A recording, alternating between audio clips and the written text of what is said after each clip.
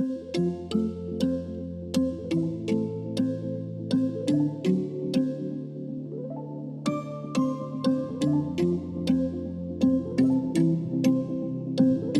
buenas tardes, mi nombre es Rafael Vanderbelde, soy estudiante de la carrera de nutrición del Instituto Daniel Sigue Carrión. Hoy en día me encuentro con la licenciada Claudia Rodríguez, que voy a hacerle una pequeña entrevista. La primera pregunta es ¿cuál es su profesión? ¿En qué área de salud trabaja y cuánto tiempo lleva ejerciéndola?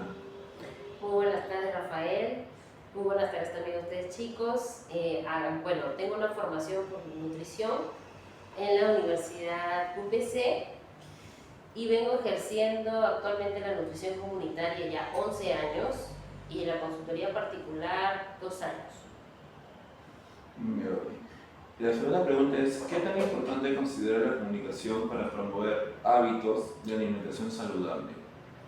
Bien, la comunicación sí la veo esencial porque vemos actualmente que hay muchos profesionales que manejan recursos como distribución de porciones, distribución calórica, e inclusive tienen experiencia en el área donde están, pero que tienen mucha deficiencia en la forma en que transmiten la información.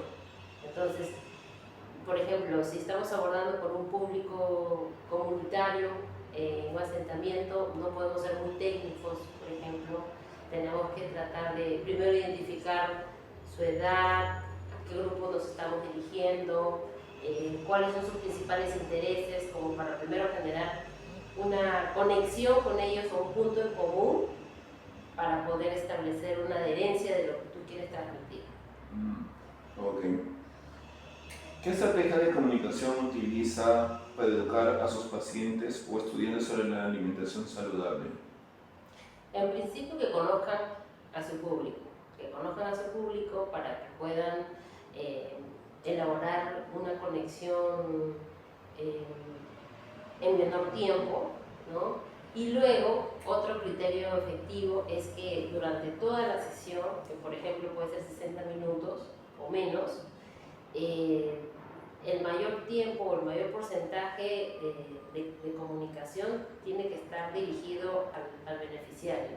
Entonces, si yo tengo una sesión o un taller de 60 minutos, yo tengo que hablar máximo unos 30 minutos y darle entre pausas o en espacios finales un protagonismo a mi beneficiario.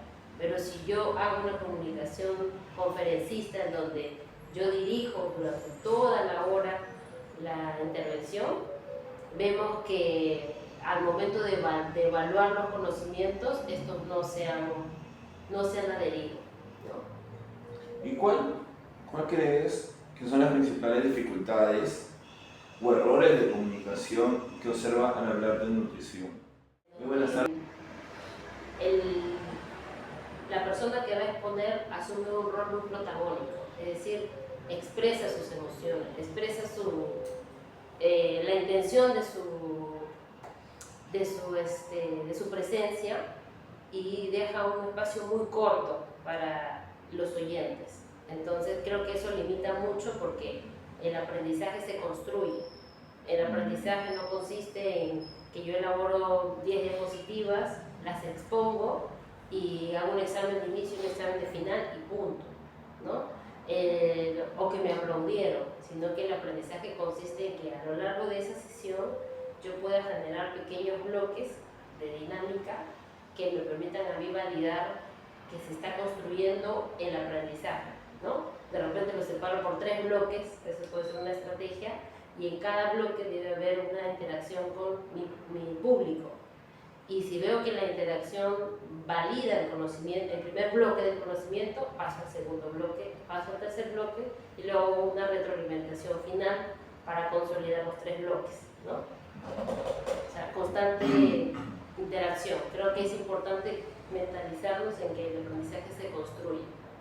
No es algo que te lo da una PPT. Ok, y mediante hoy en día que estamos en algunas de las redes sociales y como salen muchas redes sociales, incluso los jóvenes que hay personas youtubers, ¿no? Personas influencers, que a veces hablan sobre la nutrición sin tener el conocimiento. ¿Qué piensa usted? ¿Cuál es el impacto que tiene esto sobre ellos? Y también, ¿cómo se puede combatir la desinformación? Claro, lo que pasa es que estos influencers tienen una llegada porque ya han establecido una conexión con ese público, con ese nicho de personas, ¿no? De repente un influencer deportista quizás no sabe de nutrición, pero por ser deportista y mostrar su experiencia, ¿no? De su rutina del día, genera un vínculo con ese público que también gusta del mismo deporte, por ejemplo. Entonces yo creo que la tendencia actual para los nutricionistas también está en que construyamos experiencias. Y para construir una experiencia necesitas involucrar. Entonces, van a haber muchos influencers y nos va a tocar cuando estemos en un hospital, en un centro de salud, en donde vamos a tener que desmitificar esas verdades que son falsas, ¿no? Entonces, es una tendencia actual, eso sí, y hay que estar preparados. Creo que hay que aprovechar esta fase de preparación para tener sustentos sólidos para poder confrontar y desvalidar al famoso influencer, ¿no?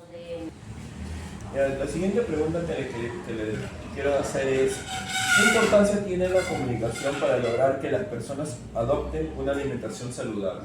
La comunicación es fundamental para la adopción de buenos hábitos alimentarios, debido a que si no expresamos bien lo que queremos, el mensaje que queremos transmitir a las personas, los cambios conductuales de las personas no se pueden dar. Pues hay que cuidar mucho la forma en cómo nos comunicamos, cómo expresamos nuestras ideas y también a qué tipo de personas está llegando. No podemos tener muchos tecnicismos al momento de comunicarnos con ellos. Y la siguiente pregunta es: ¿cuáles son las principales dificultades que encuentra al comunicar recomendaciones sobre alimentación y nutrición? Una de las grandes barreras que tenemos justamente para dar unas buenas recomendaciones es la accesibilidad alimentaria que puede tener la persona. No es lo mismo comunicarse o tratar de generar nuevos cambios de hábitos a una persona que puede estar bien en la costa como una persona que puede vivir en la sierra o puede vivir en la selva. De acuerdo a ello va a variar mucho y ahí tenemos muchos problemas en la accesibilidad tanto económica como alimentaria. Y en ese caso, ¿qué estrategias o formas de comunicación considera más efectiva para motivar cambios en los hábitos alimentarios de las personas? Tenemos que adoptar mucho ahí la realidad en la que vive la persona. Si la realidad restringe algunos tipos de alimentos, tratar de buscar cómo podemos suplirlos. Si de repente en una población no tiene accesibilidad a alimentos proteicos como algunos animales, llámese aves o pescado, tenemos que buscar qué otras opciones podemos darle. De repente una buena combinación de cereales con leguminosas, por ejemplo. ¿No? Tenemos que adaptarnos a la realidad en la que viven las personas. Y justamente también, ¿no? Ya que a veces hoy en día las redes sociales, ¿no? Tanto a veces los influencers que no son nutricionistas, pero mayormente influyen en la nutrición de algunos adolescentes. ¿Cómo influyen las redes sociales y los medios de comunicación en la alimentación de la población, tanto de manera positiva como negativa? Sí, hoy en día el boom de las redes sociales acapara mucho la atención de las personas. Muchas personas acá estamos por mucho tiempo conectados a las redes sociales y de una u otra forma llegan distintos mensajes de personas que conocen, que tienen buenos conocimientos sobre nutrición, expertos en nutrición como nutricionistas, como personas que no tienen conocimiento tan vastos del tema, pero tienen mucha llegada a la población. Eso es lo riesgoso.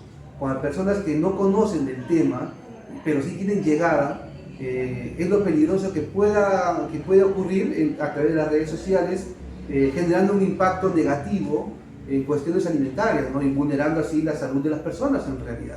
Entonces hay que tener mucho cuidado en cómo obtenemos la información. Siempre hay que buscar una información científica que podemos transmitirla por redes sociales también, así tenemos mejor llegada a más personas sobre todo, que hoy día se usa constantemente, ¿no?